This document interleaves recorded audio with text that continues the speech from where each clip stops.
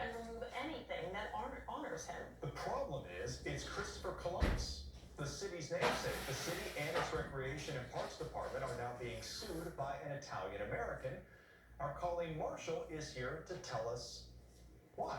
Well, this lawsuit is based on one park, a single park. Christopher Columbus Square, renamed Warren Square in Italian Village after a petition from the Italian Village Society. Italian Americans, though, say it's part of an ongoing effort to denigrate the man who gave Columbus its name. And the park renaming violates the city's own rules. I'm very proud to represent Italian Americans. John Carty says he stands for Italian people and for Christopher Columbus.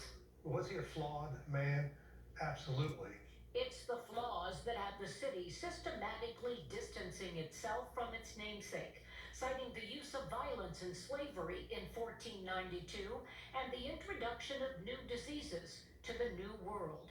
And we abhor slavery, colonization, but my God, I'm not exactly proud that 7 of our first 8 presidents had slaves. Slavery is a horrible thing. We recognize that. So Carty is suing the city. Joe Pacine is his attorney. Well, the chances are difficult to say. The city is no doubt going to be well represented, but part of the lawsuit is about process. The park can be renamed only if the person it's named for comes into disrepute in relation to the community at large. And we would say that that means all of Columbus, including its Italian-American organizations, other cultural organizations, and the populace. None of the city's Italian organizations was consulted.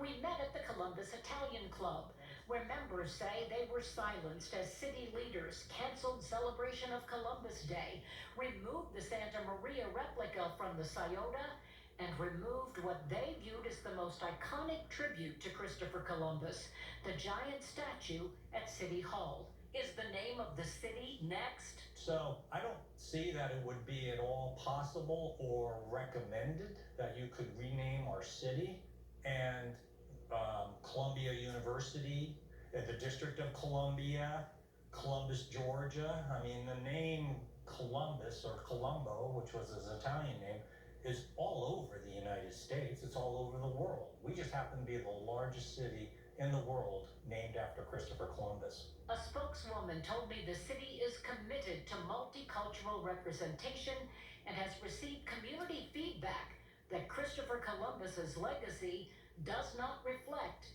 our values as a community. But it is the name of the city. Attorney James Sisto was part of an Arts Council group that spent 3 years talking about what to do with that Columbus statue and concluded it should be displayed publicly again.